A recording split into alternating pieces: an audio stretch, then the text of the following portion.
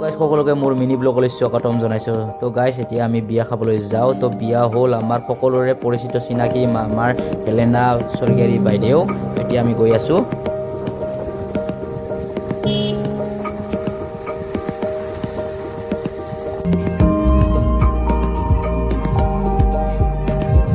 তো এতিয়া আমি আহি পালোঁ। চাওক ইয়াত ডেক'ৰেশ্যন খুব সুন্দৰভাৱে সজাইছে, মানে এনেকুৱা সজাইছে মানে ক'ব নোৱাৰি আৰু, খুব ধুনীয়া মানে।